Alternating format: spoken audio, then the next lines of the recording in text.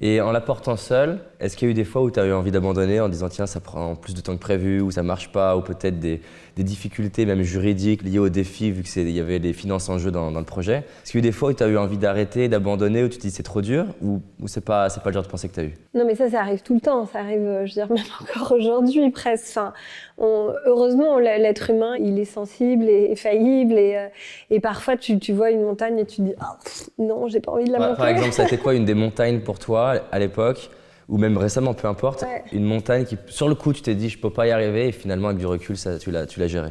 En fait, tu y as cette espèce de naïveté de l'entrepreneur de toujours se dire bon on verra bien quoi. Enfin, tu vois. Ça va le faire. Et ouais, juste bon, on verra. Enfin, je me souviens toujours, au début, je disais toujours à Mathieu, qui est un des premiers collaborateurs que j'ai recruté, bon écoute, au pire des cas, on se sera bien marré quoi. Et c'est vrai qu'on a un peu gardé ce truc-là de se dire bon voilà, au pire des cas, on se sera bien marré. Faut essayer. De toute façon. Quand tu entreprends, tu prends 99 mandales dans la gueule sur 100. Bon, il y a un truc, c'est bien, ça marche. Tu t'y accroches et tu continues avec ça. Donc, oui, évidemment, le chemin, il est sinueux. Et tu as un exemple comme ça d'un moment, parce que les gens adorent les histoires comme ça, un défi, sur le coup, ça paraissait dur à surmonter? Un des plus gros défis, ça a été effectivement d'obtenir une licence d'établissement bancaire, puisque donc le métier de Litchi, c'est d'encaisser de l'argent pour le compte d'un tiers. Donc c'est le plus vieux métier de la banque en fait. Tu vois, tu vas déposer tes sous à la banque et elle conserve ton argent tant que tu veux pas le récupérer. Donc c'est ça le métier de Litchi.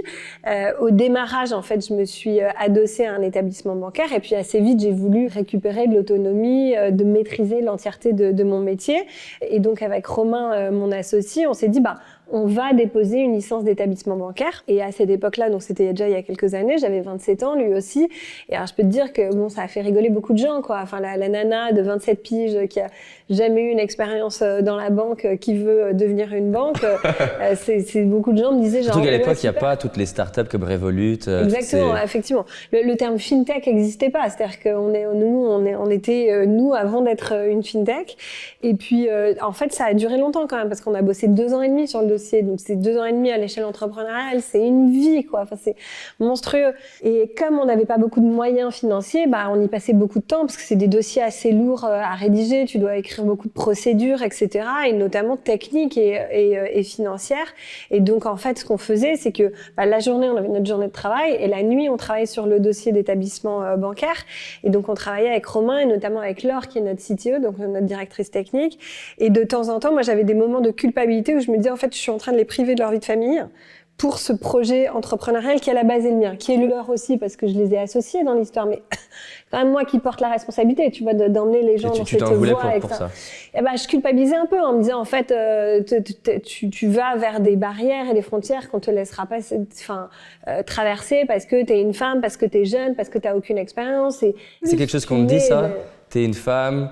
T'as pas d'expérience, t'es trop jeune? Alors on te le dit pas comme ça, mais tu vois quand on te dit, tu vois quand j'avais 27 ans et que dans les entretiens qu'on passait, on nous disait c'est quoi votre expérience dans le milieu bancaire? Tu regardes le mec, tu te dis mais en fait j'ai 27 ans, je suis devant toi, ça fait 2 ans que j'entreprends, j'ai commencé à entreprendre à la sortie d'école, tu sais bien que j'ai pas d'expérience en banque, tu vois.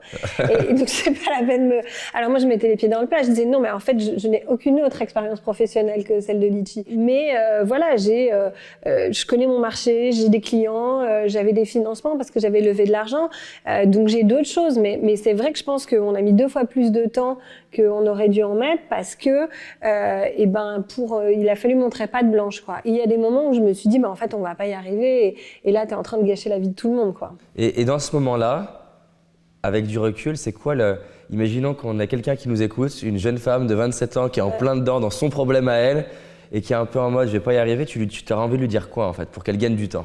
Moi, je crois qu'il faut s'accrocher à ses rêves, en fait. Il faut jamais lâcher, quoi. Par exemple, pour toi, c'est comment?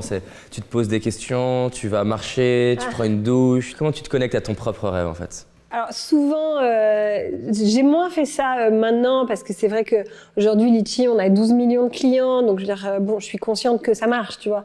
Mais au début et pas que au début, quand j'avais des doutes, je me mettais dessous ma couette et je prenais mon ordi et en fait on avait un petit outil en back office et je pouvais faire défiler toutes les cagnottes, tu vois, qui avaient été créées dans la dernière heure, etc. et tout. Et en fait, ça me rassurait de me dire ça marche. Ouais, ça marche et je rends service à des gens et je réponds à un besoin et ça existe et donc, enfin, et c'est réel en fait, tu vois, et on solutionne un problème avec ça. Et ça, c'était toujours le truc qui me rassurait.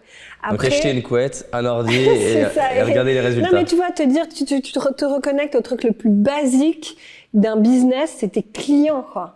Après, moi, j'ai remarqué que parfois, tu as besoin de décanter un problème, une question, etc. Donc, je me suis rendu compte que les meilleurs moments où je bossais, c'était les moments où je bossais pas. Parce que c'est les moments où, du coup, tu prends du recul, et puis, en fait, tout d'un coup, tu es là, genre, ah, mais ouais, c'est ça. Pour régler ce problème, il faut que je fasse ça, il faut que je le fasse comme ça, etc. Et quand tu dis que je bossais pas, par exemple, c'est quoi? C'est d'être dans la nature? C'est de faire quoi? Ouais, c'est en vacances, c'est en faisant du sport, c'est putain, le nombre de fois, en plein milieu d'un cours de yoga, je me suis dit « Ah, mais putain, je sais !» Et tu vois, et c'est genre, les trucs deviennent évidents et assez éclairants.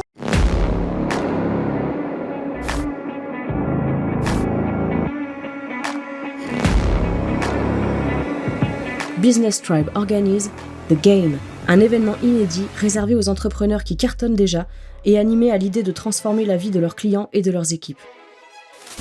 The Game, c'est un événement inédit de 3 jours pour profiter des stratégies avancées d'intervenants brillants, pratiquer lors de sessions de travail organisées et repartir de ces 3 jours en ayant avancé sur ce truc qui compte pour faire croître ton activité. Rejoins la liste d'attente dès maintenant pour être informé en avant-première de l'ouverture des inscriptions.